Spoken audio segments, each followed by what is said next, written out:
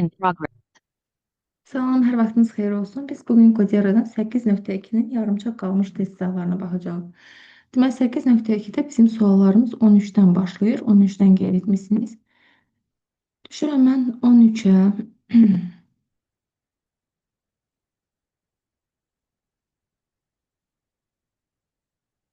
Deməli, 13-də deyilir ki, x-in 1-dən 10-a kimi qiymətlərində y bərabərdir.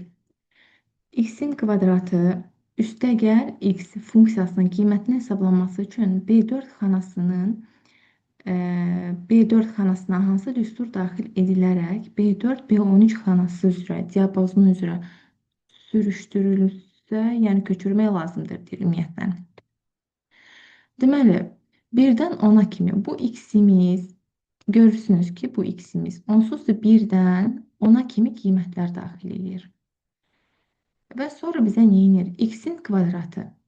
Yəni bu x nədirsə, biz Excel-də x-in kvadratını bu cür yaza bilmərik. X vurulsun x yazırıq, əgər kvadrat yazmaq istəsək.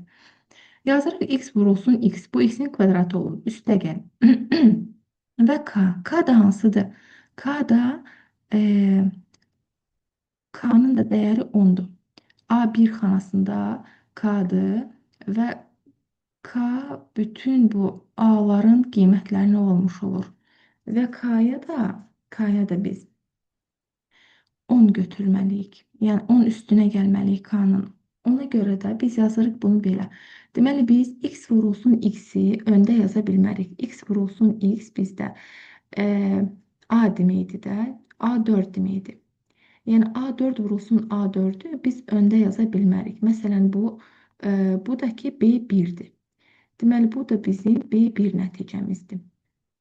B1 də bizdə K ilə işarə olunur. İndi mən hələlik B1-i K kimi yazacağım. Yəni K. Bunun A vurulsun, daha doğrusu A vurulsun yox, A4. Deməli, A4 vurulsun A4 deməkdir. Çünki x 2 dəfə x-in kvadratını götürsək öz-özünə vurulur. Deməli, A vurulsun A4 üstəgəl K. K-nın da dəyəri, baxın görürsünüzmü? 10-dur. K-nın da dəyəri deməli 1 qiymətini alır. B1 qiymətini. Ona görə də yazarıq biz B1. Amma biz Excel-də kvadratları öndə götürmürük. Kvadratları sonra götürürük. Ona görə də mən birinci yazacağım B1-i. Deməli B1-i belə yazım. Üstəgəl A4 vurulsun A4. Yəni x-in kvadratı hesab olunur bu hissə. Amma burada B1-ə isə biz bir mütləq ünvan daxil etməliyik. Yəni mütləq şəkildə yazmalıyıq. Nəyə görə? Çünki əgər biz B1-i bu cür yazsaq, baxın B1-i bu cür yazsaq biz A xanası üzrə, hətta B xanası üzrə sürüşdürülmə eləyəndə B1-lə, yəni 1-lə B-nin qiymətləri dəyişmiş olacaq. Yəni onlar xanalar üzrə dəyişəcək. Çünki biz B4 xanasına sürüşdürməliyik və B4-dən başlayıb B13 diapazonu üzrə bunu sürüşdürməliyik. İndi təsəvvür eləyin ki, bu bizdə B4 xanasında yazılıb. Biz bunu sürüşdürmək istəyirik. Tutalım ki, B10 xanasına. Baxın, B10 xanası budur da, yəni bu xanayı sürüşdürmək istəyirik. Onda görəcəksiniz ki, burada B olduğu kimi qalsa da birimiz dəyişir. Birimiz, məsələn, 4-ün üzərinə 6 gəlib ki, 10 eləyib. Deməli, 1-in də üzərinə biz 6 gələcəyik, burada eləyəcək 7. Yəni, görürsünüzmü? Bu K-nın dəyəri olan 10 standart olaraq qalmır. Amma bizə lazımdır ki, həmişə K-nı cəmləsin, həmişə K-nı. Ona görə də mən ona mütləq ünvan daxil etməyə məcburam. Deməli, mütləq ünvanda biz yəni dəyişməsini istəmədiyimiz sütuna daxil edirik. Ona görə də mən burada daxil eləyəcəm B-nin özünə və 1-in özünə. Çünki istəmirik ki, B1-lə, B-lə B1 sütunlarımız bizim dəyişsin. Ona görə bizim doğru cavabımız bu düstura əsasən belə olmuş olacaq. Bu da B variantındadır. Əgər siz dollar işarəsini qoymasanız, yəni mütləq ünvan daxil etməsəniz, bizim B1-lərimiz, yəni B-yə nə daxil etsək, o xana sürüşdürülməsi zamanı dəyişəcək. Dəyişsə, biz K-ya 10 dəyəri götürə bilmərik. Ona görə də B variantıdır. Demək 13-dən sonra keçirik 15-ə. Çünki 15-ci sualı qeyd etmisiniz. 15-də deyir ki, verilən fikirlərdən biri yanlışdır deyir. Biri yanlışdır verilən fikirlərdən. Demək elektron cədvəllər vasitəsilə mürəkkəb diaqramlar qurmaq olar. Bu doğru bir fikirdir. Elektron cədvəlin əsasını sətirlər, sütunlar və xanalar təşkil edir. Doğrudur. Elektron cədvələ mətn, qrafik, görürsünüz, səs tipli var. Biz elektron cədvələ səs tipli informasiyanı daxil edə bilmərik. Ona görə də yanlış cavabımız bu olmuş olacaq bizdə. Yenə də o biri cavablara da baxaq. Elektron cədvəldə mütləq istinadın qarşısında, bəli, mütləq, yəni dəyişməyən bir işarə, dollar işarəsi yazılmalıdır. Bu doğrudur. Düsturların sürüşdürülməsi zamanı başqa xanalarda dəyişməsi nisbi istinadın göstəricisidir. Doğrudur. Ona görə də səs tipli informasiya daxil edə bilmərik deyə mətn doğrudur. Qrafik doğrudur. Yalnız səsə görə biz götürürük burada C variantı. Bu oldu 15. 16-nı yazırıq. 16 əsasən bir o qədər də düşə biləcək olan bir sual nümunəsi deyil. Yenə də işləməliyik. Deməli, Excel cədvəl prosessorunda funksiyanın qrafiki mümkün eksperimental qiymətlərin yanından keçməlidir. Bu yolda alınan funksiya prosesin reqressiya modeli deyilir. Tərifdə də bu cür yazılıb. Prosesin buna regresiya modeli deyilir. Həmin modelin qrafiki isə reqresiya, yəni dəyişən bir modeldir. Həmin modeldə çəkəcəyimiz bu cür bir qrafik, həmin qrafik adlanacaq bizdə trend. Yəni bu sırf tərifdə olan bir sözlər idi. Yəni tərifi bilmə vacib idi bu sualı yaza bilməyimiz üçün. Ona görə də 16-da olacaq bizdə A variantı. 16-dan sonra keçirik 18-ə.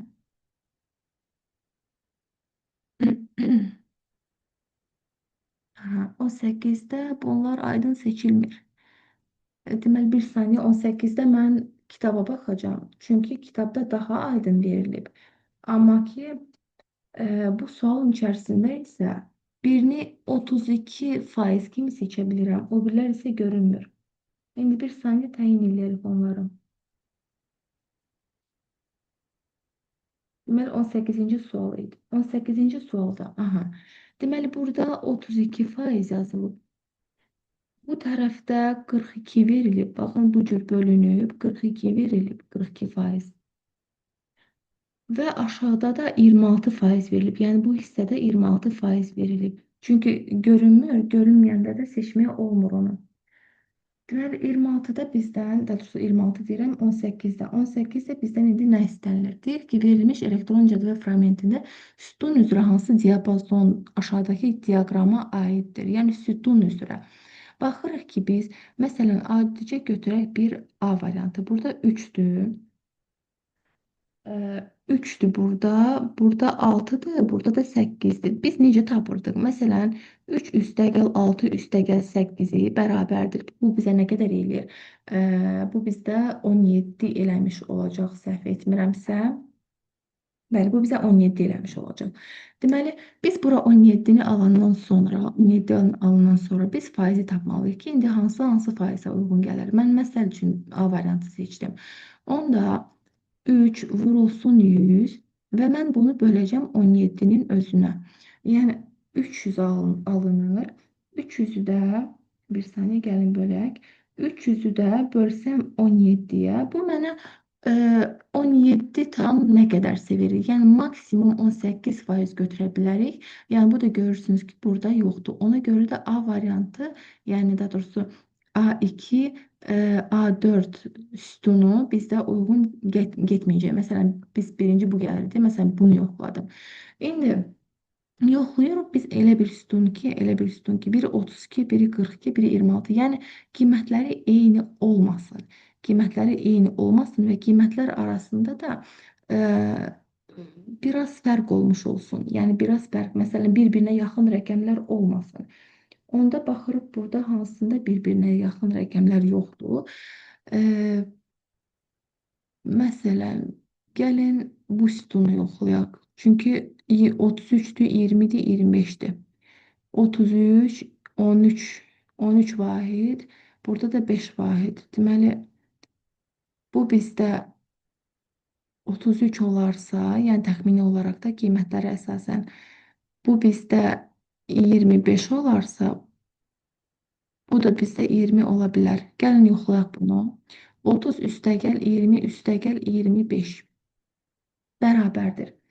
Deməli 30 üstəgəl 20 üstəgəl 25 bu bizə verdi 75 nəticəsini. 75 alandan sonra 30-u vururam 100-ə, bölürəm 75-in özünə. Deməli 30-u vurdum 100-ə, böldüm mən 75-ə. Bu mənə 30-u vurdum 100-ə. Bəli.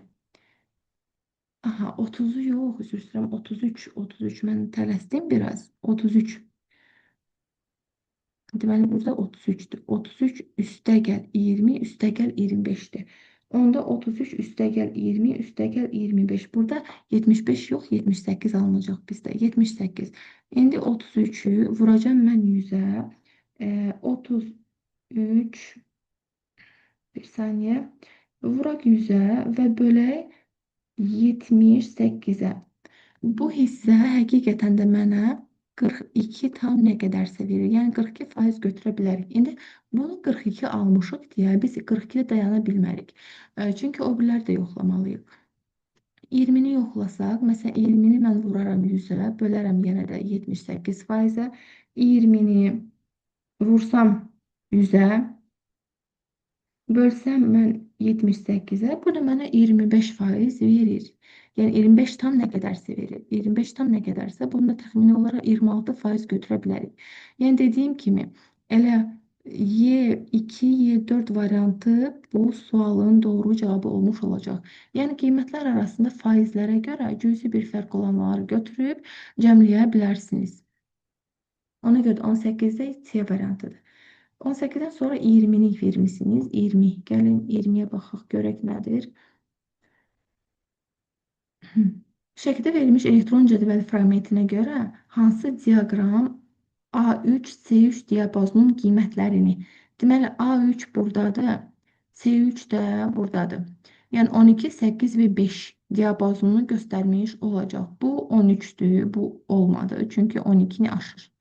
Bu 13'dür, bu olmadı bizdə. Deməli, seçə bilmərik A variantını. Sonra baxırıq biz B-yə. B-də bunun üçün seçiblər 5. Bu isə təxmini olaraq elə 8-ə düşəcək. Bu da elə təxmini olaraq nəyə düşəcək? Bizə nə lazım idi? 12'yə. Bu da elə təxmini olaraq düşəcək bizdə 12. Elə B variantıdır. Baxın. Sadəcə olaraq 3, 2, 1 şəkildə, məsələn, bu 3'dür deyə bilmərik biz. Bu 3 yox. Biz buna aşağı tərəf baxırıq. Yəni aşağıda hansı rəqəm var? 5'dir. Deməli bunu biz 5 götürürük. Bunları da təxmini olaraq biz məsələn aralarındakı məsafəyə görə götürə bilərik. Ona görə də olur elə B variantı. 20'dən sonra isə yazırıq biz 21-ci test tapşırığımızı.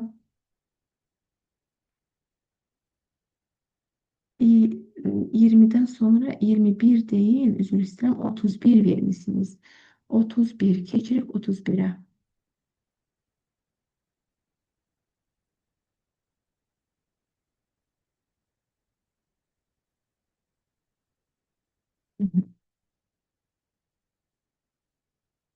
Ve 31. 31. 31 yazmaq üçün gəlin mən bunu kəsim, o bir tərəfdə yazım. Çünki görünür ki, burada xanaları var və biraz uzun gedə bilər. Ona görə də bunu kəsib rahat işləyə bilərik.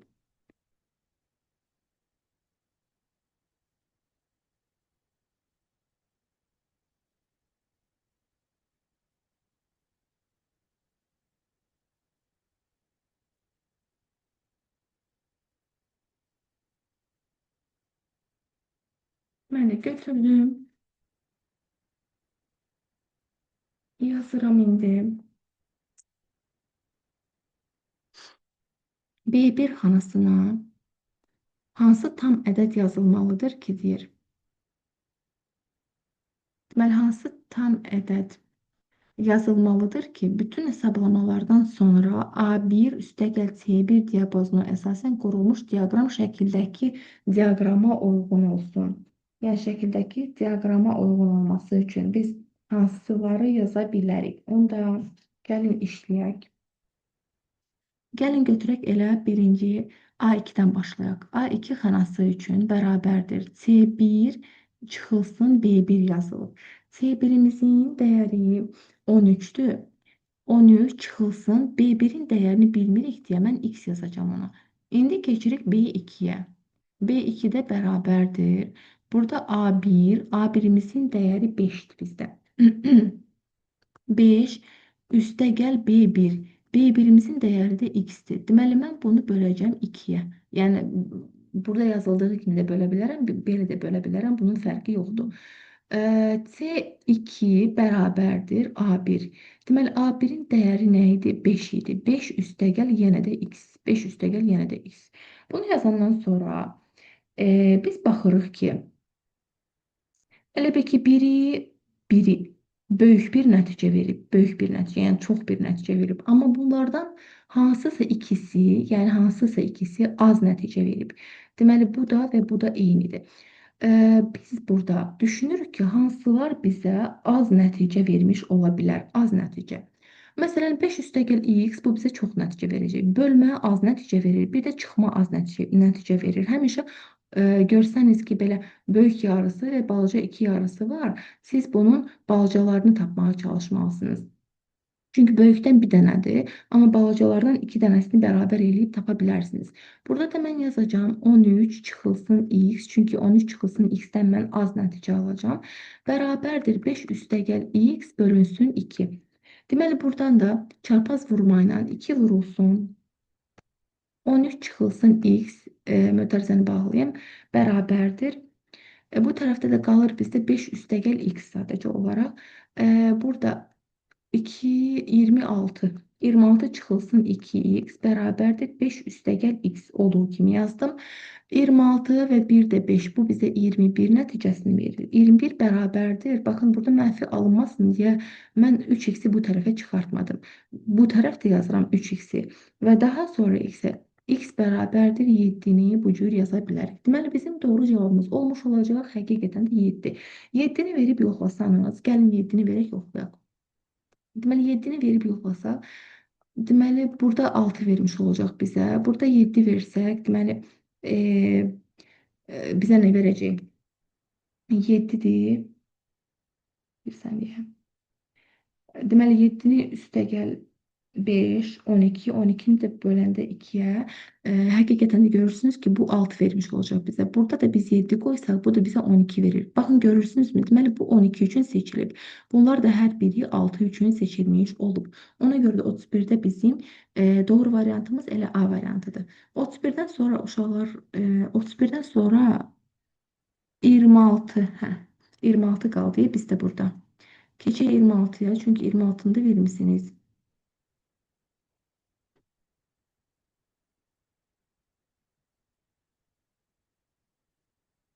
26-da nə istəyir? Elektron cədvəl fraqmenti verilmişdir. Qurulmuş diaqramdan C5Y5.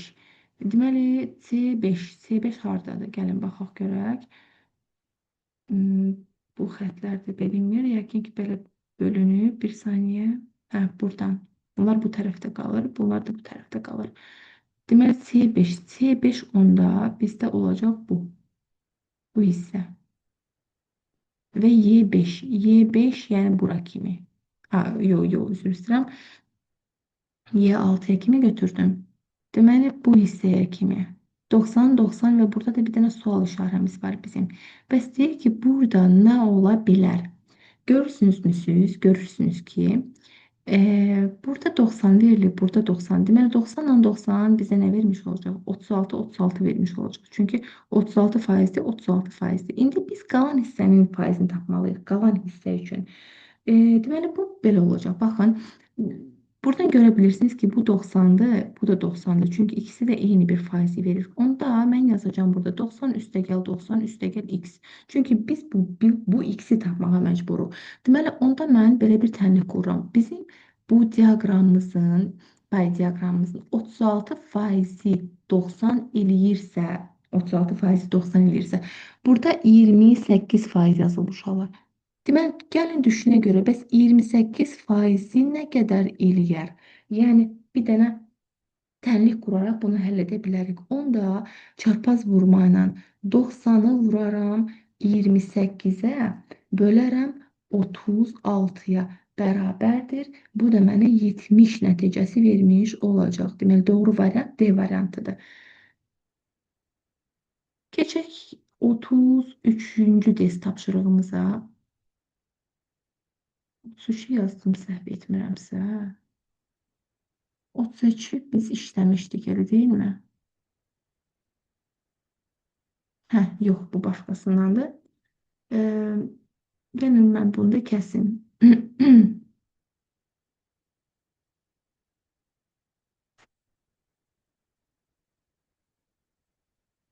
Bir işləmişdim, onu 33 ilə səhv salmışam. Deməli, 33-də bizə nə deyilir? Deyir ki, elektron cədvəlin belə bir parçası verilmişdir. Aşağıda verilmiş düsturlardan hansının A2 xanasına A2 xanasına yazmaq olar ki, hansını? A2, D2 xanaların diapazonun qiymətləri əsasında hesablamalardan sonra qurulan diaqram şəklə uyğun götürülsün. Burada da görürsünüz ki, burada böyük bir hissə var. Bunlar da kiçik. Deməli, bunların üçünün cəmi bu bir dənə böyüyə bərabərdir olacaq. Onda gəlin götürək görək. A2, D2-ni istəyir. Deməli, A2 buradadır, D2 də buradadır. A2 bilinmir nədir? Yəni x, bir dənə x qoyuruq. Onda B2 bərabərdir B1, yəni 6 bölünsün 3, bu verəcək 2 bizə. C2 bərabərdir C1, C1 3'dür, 3'lü vurulsun 2, bu da 6 verəcək bizə. D2 bərabərdir A1, A1 4'dür, 4 çıxılsın D1, bu da 2'dir. Deməli 2 vermiş olacaq bizə. Baxın uşaqlar, görürsünüz ki, burada artıq cavabı tapmışsınız. Bəs sizi qarışdıran nədir burada? Qarışdıran nədir? Çünki 33'də sizin cavabınız elə gözünüzün önündədir. Bilirsiniz niyə? Yəni necə? Çünki burada 2 almışıq, burada 2 almışıq. Deməli 2 paya 2 almışıqsa, bunun da nəticəsi 2 olacaq. Yəni bu 3 dəfə 2-ni, baxın 2 üstə gəl, 2 üstə gəl, 2-ni toplasaq bizə 6 verirdi. Deməli bu 2-dir, bu da 2-dir, bu da 2-dir. Deməli bu da 6-dır. Deməli doğru cavabımız elə bizim D variantıymış. 33'də. 33'dən sonra 35 demişsiniz. 35'də baxaq görək nədir? 35'də də yenə belə bir diaqram növü qorulub. 35'də də gəlin kəsək, bunu atım o bir tərəfə rahat izah edə bilək.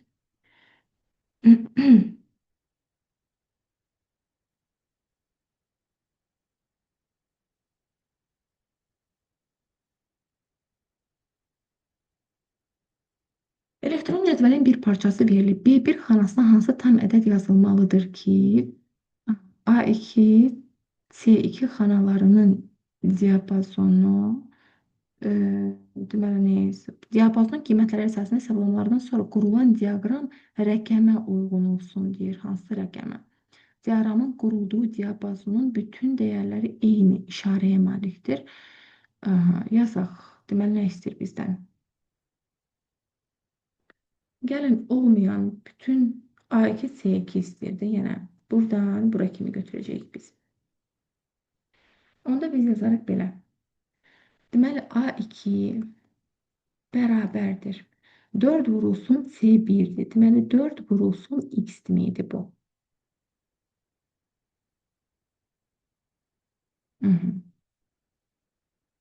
Deməli, biz birinə X götürməliyik, birinə də Y götürməliyik onda. Çünki gəlin X götürək. Çünki 2 dənə X ola bilməz də, 2 dənə eyni qiymətə, eyni dəyərə malik bir dəyişən ola bilməz. C1 üçün biz götürmüşük Y. Ona görə də mən burada yazacağım Y. Çünki 2 dənə X olanda onu qarışdıracaqsın. Məsələn, 2 dənə X-i toplaya bilərik, çıxa bilərik. Amma 2 dənə Y-dən onu eləyə bilmərik. Baxın. Ona görə də biz X-dən Y-i götürürük. Belə iki naməlum xana olanda B2 bərabərdir. B2-də nə yazılır? B1 çıxılsın C1. Deməli, B1-imizin dəyəri X olub. C1-imizin dəyəri də Y. C2'ni yazaq indi. C2 bərabərdir. C2'nin dəyəri 4 idi. 4 üstəgəl B2. Yəni 4 üstəgəl X. B2. Aha, X çıxılsın Y. Çünki B2'nin hamısını götürürük. Axı B2'də X çıxılsın Y var bizdə. Onda biz nə edirik? Deməli, biz belə bir şey edə bilərik də. Mən bu buradan yola çıxa bilərəm əslində. Yox, elə başdan yazaq. Bir saniyə, başdan. Çünki bu bizdə 4y verir axı. Heç nə. Yazıram 4y üstəgəl x çıxılsın y. Yəni bu B2-nin də qiyməti. X çıxılsın y. Hamısını nə edəcəm? Yəni bu ikisini götürüb o birisinə bərabərdir eləyəcəm. Çünki bu ikisi elə ki bu bizə necə deyirlərsə, bu bizə böyük bir nəticə verə bilər. Amma bu ikisi az bir nəticə. Az bir nəticə. Çünki bu nəyinsə kvadratının açılmış qaydası ola bilər. Ona görə də əgər alınmasa, onda bu ikisini bərabərdir götürməliyik. Gəlin yoxlayaq görək hansı alınlar bizdə. 4y üstəgəl x çıxılsın y bərabərdir. Bunu da mən bərabərdir eləyəcəm. 4 üstəgəl bir saniyə.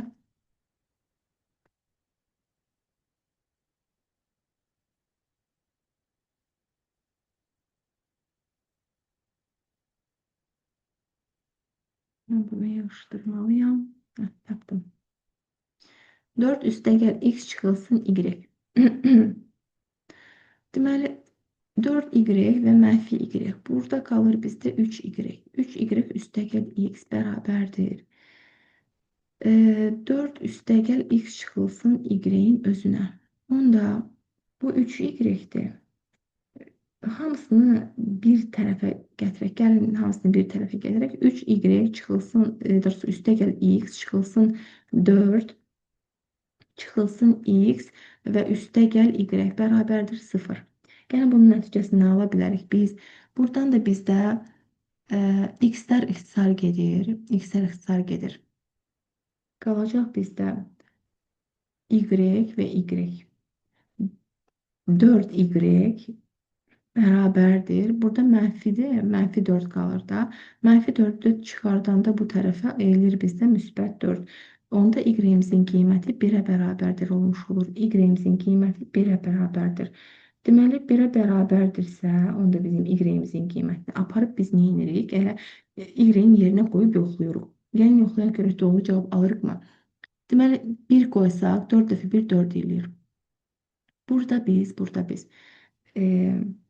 x-imizin dəyəridir. X-ə qiymət almalıyıq. X-ə qiymət almaq üçün biz buradan yola getməliyik. Buradan yola çıxmalı. 4 üstəgəl x çıxılsın 1 bərabərdir. Bərabərdir. 4 dəfə 1 4. Yazsaq burada biz 4. Deməli, bir saniyə. Deməli, biz nə edə bilərik burada?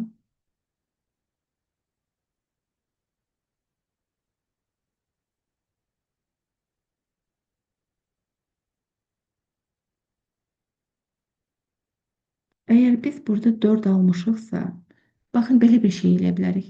Biz birinə 4 almışıq, elə deyilmi? Yəni, bu 4 olarsa, bunlar 2, 2 olmalıdır, elə deyilmi?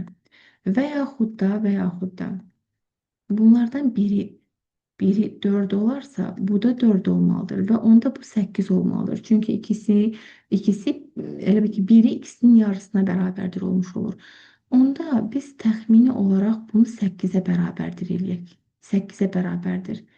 Çünki elə bil ki, bunu, baxın, elə bil ki, 4y A2 deyildimi? A2 üstəgəl, bu da B2 2 idi. Biz bunları C2'ye bərabərdir götürmüşük. Ona görə də C2'nin dəyərini biz 8 kimi düşünürük. Çünki 4-dən yola gedirik. 4-dən yola gedərək belə düşünə bilərik. Onda gəlin 8 kimi düşünək. Onda 8 kimi düşünsək, burada bizdə nə qalır? Deməli 4 üstəgəl x çıxılsın 1. Bu bizə verəcək. Burada elə qalacaq bizdə x bərabərdir 5 nəticəsi. Çünki 5 eləyir. 5-dən doğrusu hə də 4, o da 8, 5, hə, 3 eləyir burada. 8-dən də 3 çıxanda qalır 5. Bir də birbaşa yazdım 5. Deməli, x-imizi biz aldıq 5. Amma x-imizə 5 alsaq da aparıb yerinə qoymalıyıq. Deməli, bu x-ə biz 5 almışıq. 5 çıxılsın y-imiz 1 idi. Baxın, əvvəldən biz 1 almışdıq. 5 çıxılsın 1 həqiqətən də bizə 4 verdi. Gördünüzmü? İndi 4 verdi. Bu x-də biz nə aldıq? X-ə biz 5 qiymətini almışdıq. Y-ə də biz 1 qiymətini. 4 üstəgəl 5, 9 eləyir. 9-dan da 1 çıxanda 8 eləyir. Deməli, həqiqətən də biz Y-ə 1, X-ə də nə almışıq? X-ə də biz 5 qiymətini almışıq. Bəs buradan nə istənilir bizdən? Qurulan diaqram rəqəm olsun. Qurulduğu diapazon bütün dəyərlə eyni işarəyə malikdir və nəyi tapmamızı istəyir? B1 ilə B1 xanasına hansı tam ədəd yazılmalıdır? Aha, B1 xanasını istəyir. B1 xanası da x-dir də. X-ə də biz nə yazırıq? X-ə də biz 5 götürdük də. Onda da olacaq bizdə 5. Elə 35-də Y variantı olmuş olacaq. Sadəcə biraz qarışdırıcı misal nümunəsi ola bilər. Ona görə də elə dediyim qaydada bir növ alqoritmə əsaslanan bir misal nümunəsidir. Elə bir ki, Excel-də alqoritmin bir hissəsini tapmısınız. 35'ten sonra 36 da var. Yazırıq 36-nı. 36-nı belə baxa da bilərik əslində. Heç nə gəlin yazaq. Belə baxaraq da tapa bilərik, yəni 36-nı, çünki bütün qiymətlər eyni bir vahidə malikdir. Pay diaqramına baxanda görə bilirik buradan. Elektron cədvəlin bir parçası C1 xanasında hansı tam ədəd yazılmalıdır? Burada bunu istəyir. A2, C2 xanalarının cəmi xanaları qiymətləri.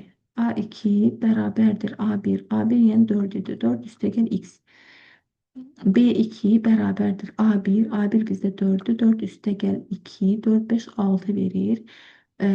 C2 bərabərdir 3 vurulsun C1. C1 də bizə x-dir, yəni 3x. 3x. Görürsünüzmü? Burada 4. Burada 4 üstəgəl x-dir. Burada 6-dır. Burada da 3x-dir. Burada da 3x-dir. Deməli, hər birinə biz nəyi daxil etsək, bunların qiymətləri bərabərdir olar. Deməli, 2 yazsaq, çünki bu onsuz da 6 verilib. Buradan biz görə bilərik ki, biz bunun da cəmini 6-ya bərabərdir etməliyik. X bərabərdir 6-ya. Və bunun da cəmini elə bir ki, vurulmasını 6-ya bərabərdir etmirik. Burada da olacaq 2, burada da olacaq bizdə 2. Həqiqətən də biz 2-ni qoysaq burada 6 alarıq, 2-ni qoysaq həqiqətən 6 alarıq. Deməli, hər birinin vahidi nə oldu? 6. Daha doğrusu nə qoymalıyıq biz? 2. 2 ədədi qoymalıyıq ki, 6 alaq. Deməli, bu da 36-cı test tapşırığı. 36-dan sonra gəlin keçək 40-ı yazaq. 40-da müəssisənin işçiləri eyni bir sayda məhsul təhvil verilməlidir. Amma məhsulun bir qismi, gəlin bunu balacalaşdırım, çünki görə bilmirəm o bir tərəfini. Nə istənilir bizdən? Bunu da heç nə kəsib atmalıyıq o biri tərəfə.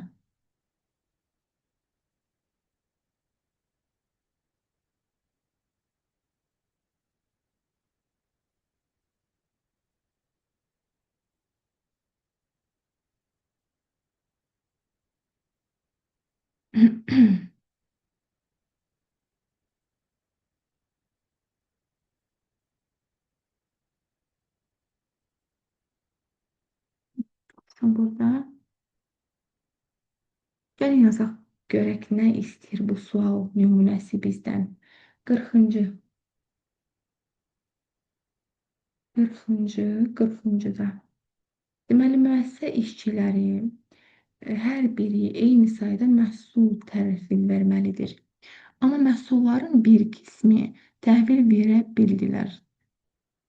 Təhvil verilənlər və yerdə alanların, qalanların sayı aşağıdakı cədvəldə verilmişdir. Müəyyən səviyyəli bəzxana veriləndə ki, itmişdir. Demək, gəlin baxaq görək burada təhvil verilən 40-dır, biz yerdə qalan 20-dir. Aha. Deməli, baxın, biz bu hissədən tapa bilərik ki, ümumi nə qədər məhsulumuz var bizim.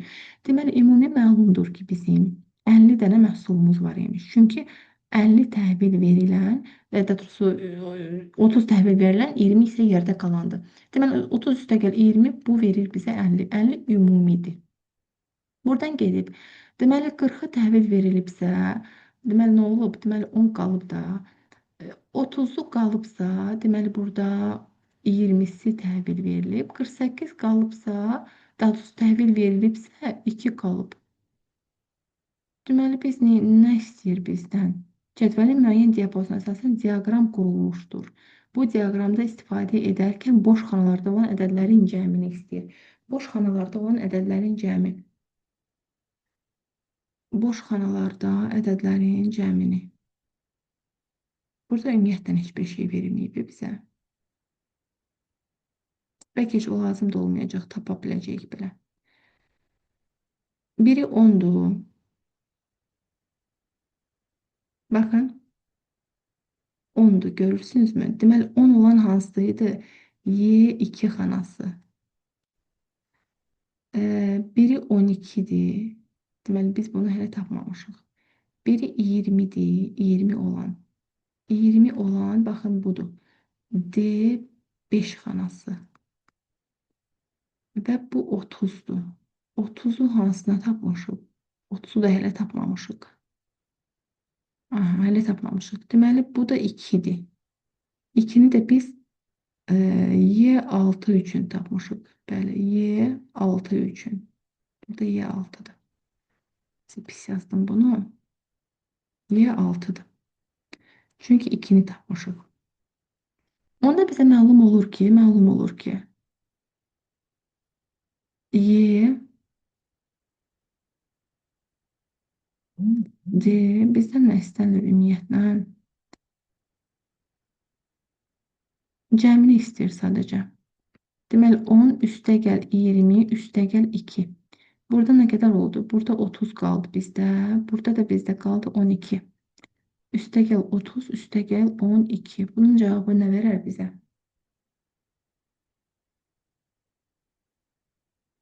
Gəlin toplayaq. 10 üstəgəl 20 üstəgəl 2 üstəgəl 30 üstəgəl 12. 74 verir. Deməli, mən nəyi görmürəm? Heç nə, onu yazdıq. 30'dur, 12'dir, 10'dur, 20'dir, 2'dir.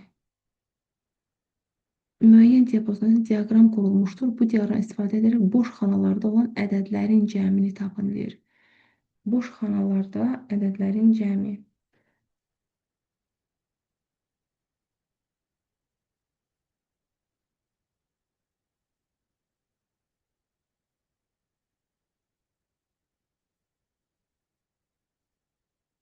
Boş xanalarda bunlardır da. Çünki burada 10'dur. Bəlkə düz hesablamamışıq. Burada 20'dir, burada 2'dir. Burada da birində biz tapdıq 30'dur. İndi bu hissədə. Birində 30'dur. Birində də 12'dir. Aha. Birində 12 ola bilməz. Əgər bu 30'dursa uşaqlar, əgər bu 30'dursa. Çünki görürsünüz ki 30 heç birində yoxdur. Onda o birisi 20 olacaq da bizdə. Onda 20, o birisi 20 olmuş olacaq. Çünki ümumi 50 deyil miydi? Deməli, biri burada 30 götürsək, onda yerdə qalanda bizdə 20 olmuş olacaq. Yəni, bu xanalar üçün. Ona görə də mən gərək burada bir dənə 20 əlavə edeyim. 12 əvəzinə yazacağım mən burada 20. 20. İndi hesablayaq görək cəmini. 10 üstəgəl, 20 üstəgəl, 2 üstəgəl, 30 üstəgəl, 20. Burada da olur bizə 82. Baxın, görürsünüzmü? Yəni, biraz diqqət tələb edən sual nümunəsidir. Burada 12 bizi çaşdırmaq üçün verilib. Görürsünüzmü? Çaşdırmaq üçün. Amma gedib biz 30'u yerinə qoyub bu xanada ya burada ola bilər, ya da burada. Yerinə qoyub baxsaq, deməli 20 çatışmır da bizdə 12 yox. Ona görə götürmüşük 20'ni. Deməli ona görə də yerə A variantıdır. Bu 40 və sonuncu sualımız 42-ci sual. 42-də. 42'də də burada yaza bilərik biz. 42-ci sual nümunəsində verilmiş cədvəl fraqmentinə əsasən D3, A3, D3 diapazona əsasən diaqram qurulmuşdur. Deməli, A3 buradadır, A3 burada və D3 də buradadır. Baxın, bu diapazona əsasən qurulan bir diaqramdır bu. Yəni, birinə 30, birinə 10, 20 və 40% düşüb. İndi cavabımızı tapmamızı istəyir bizdən. Gəlin, başlayaq biz elə A3 xanasından. Deməli, A3 bərabərdir. A3 xanası nədir? A2 üstəgəl B2-dir. Deməli, A2-də qiymət yoxdur. Ona görə x götürürük. X üstəgəl B2. B2 məlum deyil bizə. Gəlin B2-ni tapaq. Çünki bunu yaza bilmərik biz. B2 bərabərdir. B2'nin dəyəri B1 üstəgəl C1'dir. B1 bizdə 2'dir. Üstəgəl C1. Onda C1'in dəyəri bizə məlum deyil. Gəlin C1'i tapaq. C1 də B1 üstəgəl darısı vurulsun 3'dür. Deməli B1 2'dir. 2 vurulsun 3 də bizdə 6 eləyir. Onda biz B2 üçün burada 6 yaza bilərik. Deməli 6, 7, 8 elədi bizdə. Şimdi B2'ni tapandan sonra gedirik burada B2 çatışmır da yazdım 8. 8 çıxılsın 2. Deməli burada bizdə qalır x üstəgəl 8'dən də 2 çıxanda 6. Bunu da C1 tapdıq. C1'i tapandan sonra keçirik biz C3'ə. C3'də bərabərdir. C3 üçün A2. A2'nin dəyəri yenə də məlum deyil bizə. Vurulsun C2. C2'nin də dəyəri 10'dur. Onda biz bunu 10x kimi yaza bilərik də. 10x kimi. Deməli keçirik biz onda D2'yə. D2 bərabərdir C2. C2'nin dəyəri nə? C2'nin dəyəri 10 idi. 10 çıxılsın B2'nin dəyəri 8. Yəni buradakı 8. Bir saniye, bir saniye. Hə, doğrudur. Deməli B2 üstəgəl B2. Deməli yenə də mən 8 yazmalıyam da burada. Onda bu 8'lər ixtisar gedəcək. Məndə qalacaq 10. Çünki bu müsbətlə mənfi ixtisar gedir axı. Elə D2 üçün qalır 10. Deməli D3 yazıram indi. D3 üçün isə A2'dir. A2'nin dəyəri x-dir. X-dir, məlum deyil yəni. X-dir. Onda x vurulsun D2. D2'nin dəyəri nə oldu? D2'nin dəyəri 10 oldu bizdə. 10 çıxılsın A3. A3'ün dəyəri 6 üstəgəl x-dir. Baxın, burada çıxma var deyə biz x üstəgəl 6'nı mötərizəyə almağa məcburuq. Mötərizəyə aldıq. Deməli, mən bunu necə yaza bilərəm? Baxın, 10x çıxılsın. Mötərizəni açıb yaza bilərdik. X bu mənfi mötərizəyə təsir göstərir. Olacaq burada da 6. Bərabərdir. Burada 9x çıxılsın 6 qalmış olur bizdə. Keçirik. Nə qaldı bizdə? Nə qaldı? B3'ü hesablamamışıq. B3 bərabərdir. Baxın bu hissəni. A2. A2'nin dəyəri nə oldu bizdə? X. X vurulsun C3. C3'də bir saniye.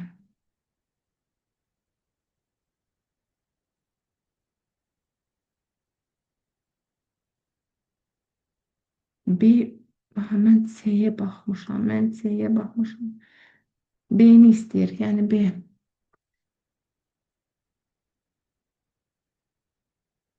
Axı biz B3'ü yazmamışıq burada. B3 də buradadır. Baxın bu hissədə də burada deyil. B3 bərabərdir D3. D3 nə idi? D3 9 x çıxılsın 6'dır. Mən yazıram 9x çıxılsın 6 çıxılsın C2. C2 də 10'dur bizdə. Yazıram burada 10. Bərabərdir. 9x olduğu kimi qalır. Və 2 dənə mənfi də çıxanda işarələr eynidir deyə onlar toplanılır. Toplanandan sonra Deməli biz bunlar üçün bir dənə xana götürməliyik. Bizdə tapmaq lazım olanlar A3'dür. Çünki A3 D3 deyə pozma əsasən deyir. A3'dür. B3'dür. C3'dür və D3'dür. Gəlin hər birinin qiymətlərini ayrıca yazaq. Bu x üstəgəl 6 idi. B3 də bizdə 9x çıxılsın 16'dır. C3 bizdə sadəcə 10x'dir. D3 bizdə 9x çıxılsın 6'dır. 9x çıxılsın 6. Deməli, biz burada nə edə bilərik? Görürük ki, 9x çıxılsın 16 və 9x çıxılsın 6 var. Deməli, biz bunlardan istəniləni götürüb bir dənə özümüzdən qiymət verməliyik uşaqlar. Yəni burada özümüzdən ancaq qiymət verməliyik, çünki başqa cür tapa bilmərik. Özümüzdən istənilən bir qiymət verib yoxlaya bilərik, amma ki qiymət çox böyük olmamaq şərti ilə. Gəlin elə özümüzdən qiymət verək burada. Çünki ən böyük xananı tapmaq istəyirik. Biz bilmək istəyirik ki, burada ən böyük xana hansıdır. Məsələn, özümüzdən istənilən bir qiymət versək tapa bilərik. Tutalım ki, mən x vermək istəyirəm, daha doğrusu 4 vermək istəyirəm. 4 versək, bu 10 olmuş olur. Burada 4 versək, 4 dəfə 9, 36. Demək, 36'dan da 16 çıxılır. Burada qalır bizdə 20. Burada mən 4 versək, 4 dəfə 10, 40. İndi ən böyük xananın dəyərini tapacağıq biz. Deməli, mən burada 4 qoysam, 4 9, 36, 36'dan da 6 çıxanda qalır 30. Deməli, bizə məlum olur ki, uşaqlar, bu 40% alan elə C3 xanasıymış, C3 xanası. Deməli, ən böyük xana bizdə faizə görə götürəndə elə C3 xanasıdır, C3 xanası. C3 xanası da bizdə 30'u verir, yəni 40%-ni verir. C3 indi hansıdır? Baxın, gedirik, C3'ə baxırıq. C3'ün bu dəyərinə 10x'dir, elə deyilmi? Onda mən 10x'i bərabərdir eləyəcəm 40%-ə. Çünki 40%-dir. X də bərabərdir, olur bizdə 4. 4. Deməli, bizim A2'ni müəyyən etdik. Biz A2'də deməli 4 qiyməti qoyulubmuş. Olur bizdə Y variantı. 42. 42-ci sonuncu sualdır. Deməli, ümid edirəm ki, o biri sualların hər birini yaza bilmişsiniz. Hələlik bu qədər. Sağ olun.